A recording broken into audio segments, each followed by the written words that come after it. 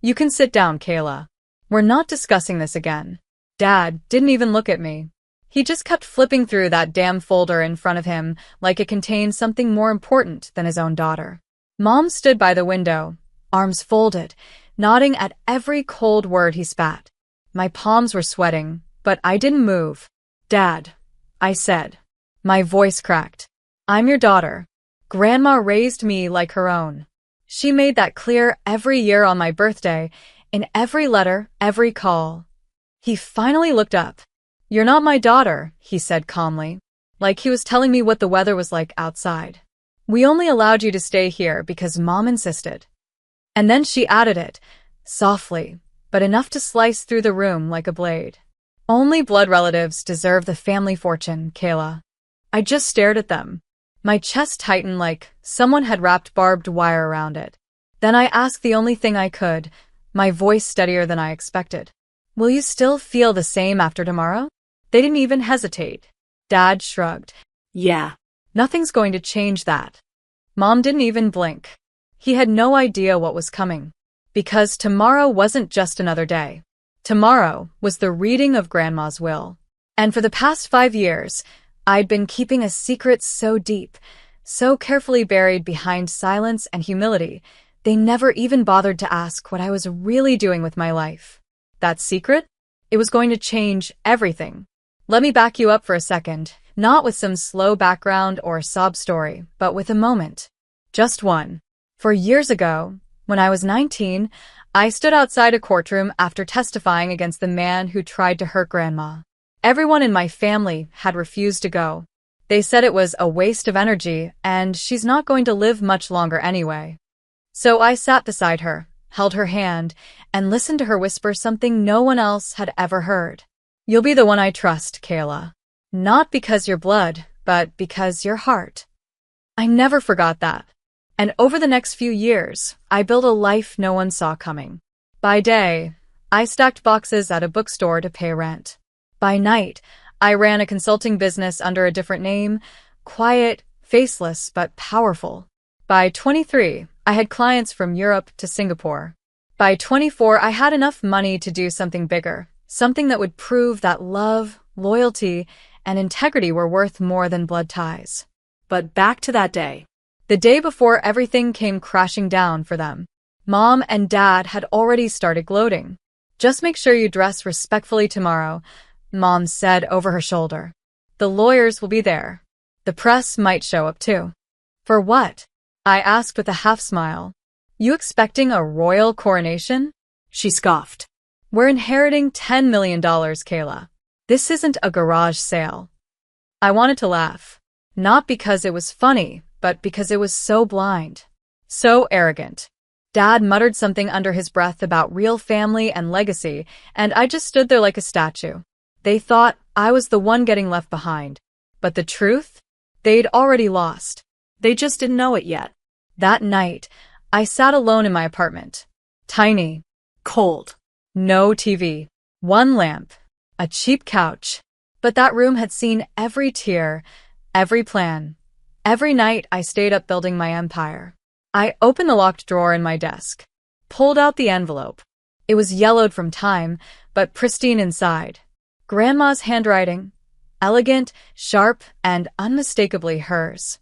She'd given it to me in the hospital just months before she passed.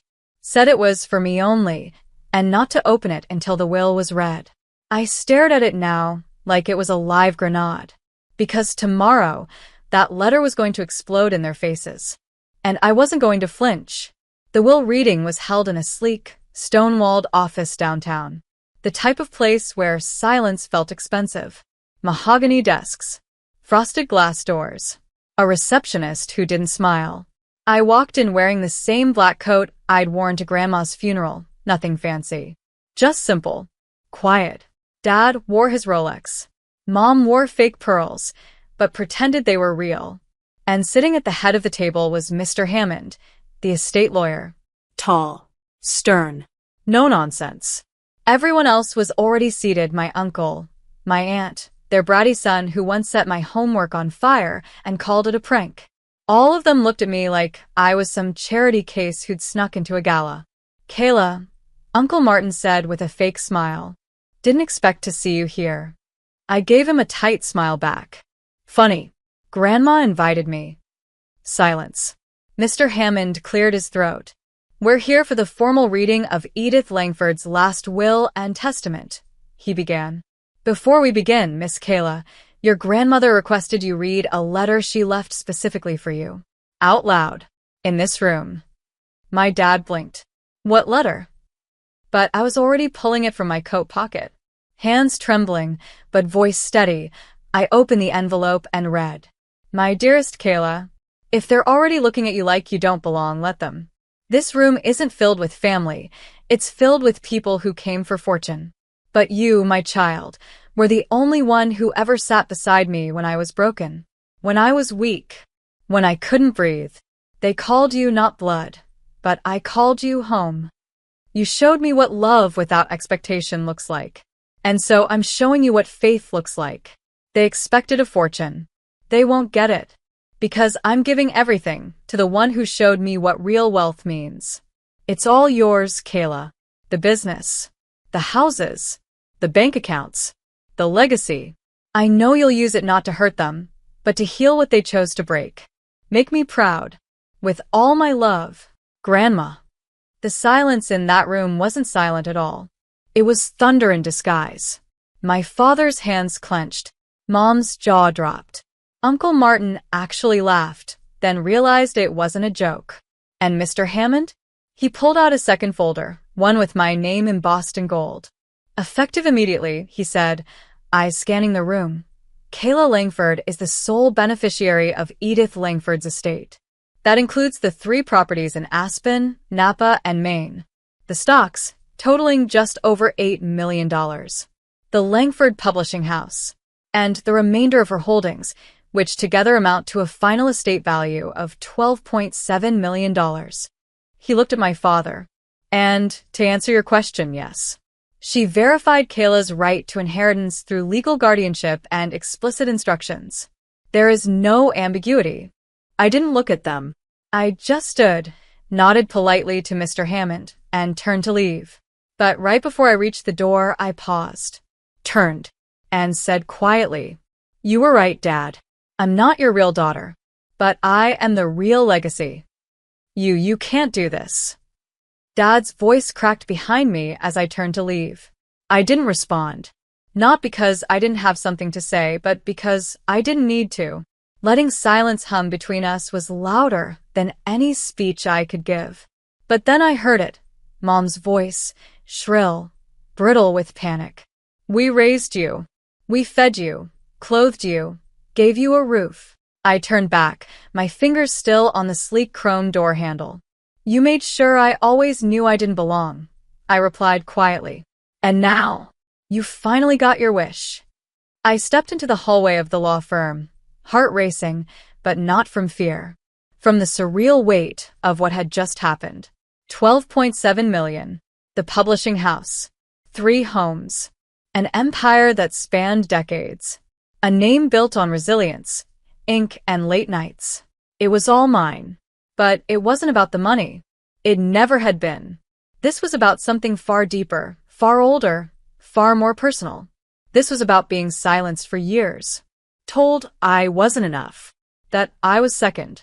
That I was lucky to even have a seat at the table. Now, I owned the whole damn table. As I walked out of the building, the cold air hit me like a baptism. Crisp. Real. Electric.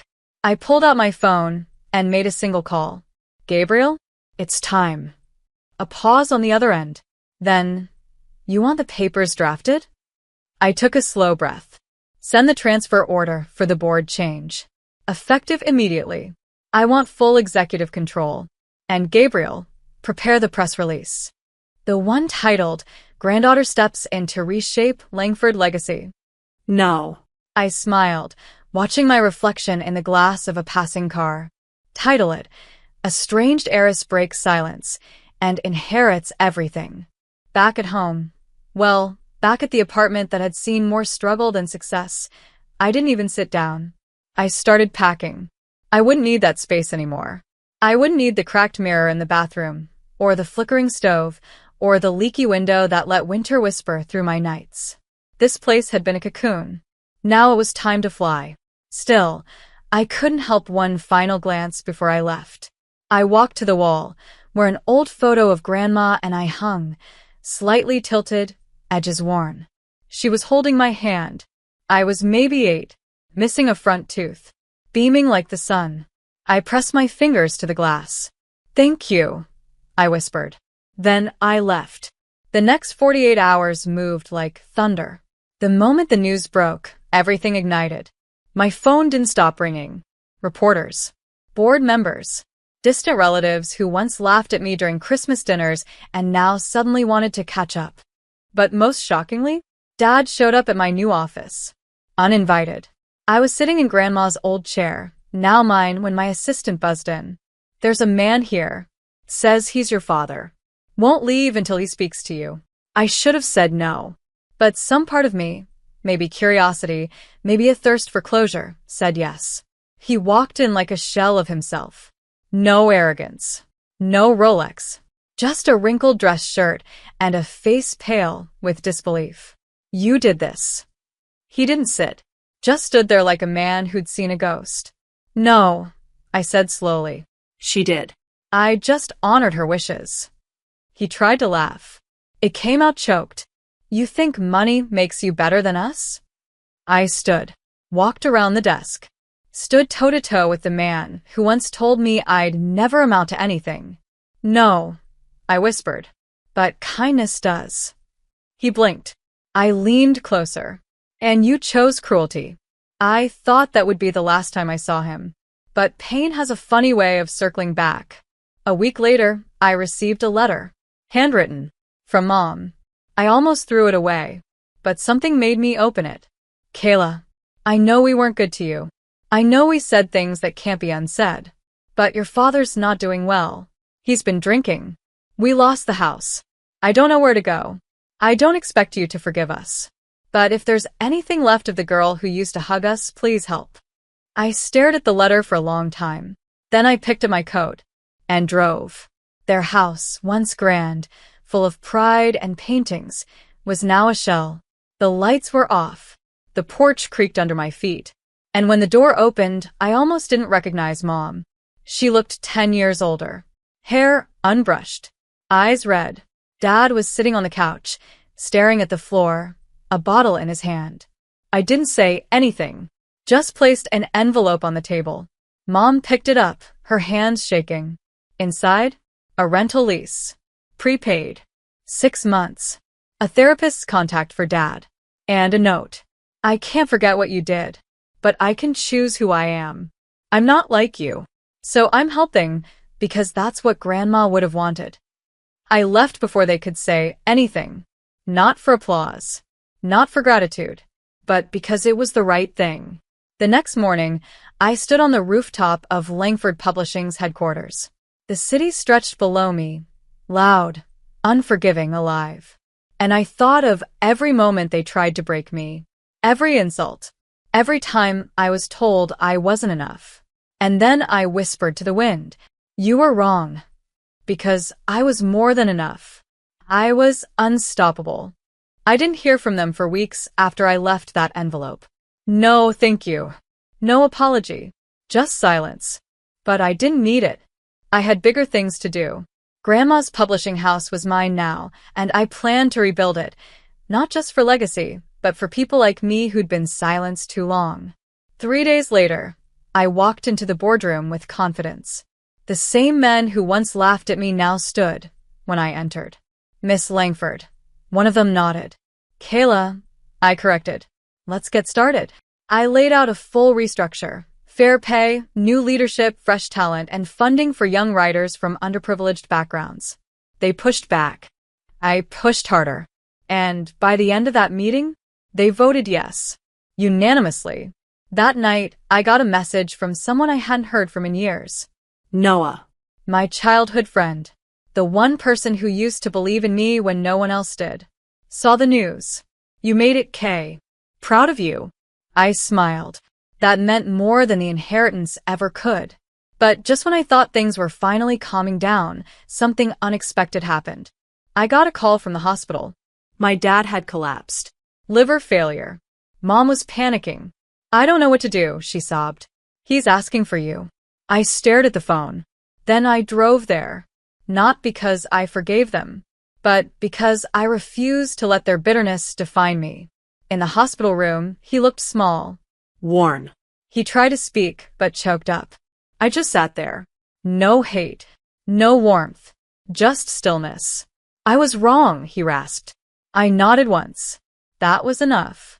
When I left, Mom caught my hand. Why are you helping us? I looked her in the eye. Because I'm not like you, I said. And I never will be. Days turned into weeks, and things started falling into place. Langford Publishing was thriving under my leadership, my vision taking shape. The board, which once doubted me, now praised my decisions. Every challenge felt like fuel for the fire that was burning inside me. I had proven that I wasn't just the girl who didn't belong. I was the woman who owned her destiny. But no matter how much success I found, there was one thing I couldn't escape: the weight of my family's rejection. Dad was in and out of the hospital. Mom called less and less. It wasn't guilt, it was something else. A strange, quiet pride. They knew they'd lost me forever. And for once, I was okay with that. Then, one afternoon, as I was finalizing a new contract, I got a knock on my office door. It was Uncle Martin. He was standing there, looking like he'd just swallowed something bitter. Kayla, he started, voice low. I came to apologize. For everything. We were wrong. All of us. I didn't know what to say. I didn't have the energy for more apologies. You've proven your point, he continued, eyes desperate for forgiveness. Can we at least talk about moving forward? About rebuilding family? I stared at him, his words dangling in the air like smoke. There's no rebuilding with you, I said softly. Not anymore. I don't think he expected that. But I wasn't about to waste any more time explaining myself to people who never truly saw me. The next day, the papers hit. The story of my rise. The headline, A Estranged Heiress Takes Over Langford Legacy. And the world watched. I'd shown them all, my father, my mother, my uncle, the world. But what came next wasn't the triumph I thought it would be. One evening, I received a call from the lawyer who handled Grandma's estate. Kayla, he said, there's something you need to see. I walked into his office, where he handed me a sealed envelope. Inside was a letter from Grandma. My dear Kayla, I left you more than I could ever explain. Please know that my love for you is what matters most. But there's one more thing you must know before it's too late. I sat there, heart racing, as I read the rest. The truth was in front of me, more shocking than I could have imagined. The letter from Grandma wasn't just a final note, it was a bombshell. My dearest Kayla, I know what you've done. I know how far you've come. But I've left something even more important for you to find. It's time to reclaim what's truly yours. Not just the wealth, not just the name, but the truth. I felt the room close in on me. My hands shook as I read further. She hadn't just left me the estate. She had left me something deeper. Something personal. A final gift that had the power to destroy everything my parents thought they knew. The lawyer watched me carefully as I processed it. Do you want me to help you find it? He asked gently. I nodded. Later that night, I found myself standing in the attic of Grandma's old house. The one my father had sold years ago. The place I had spent summers sitting at her feet, listening to her stories.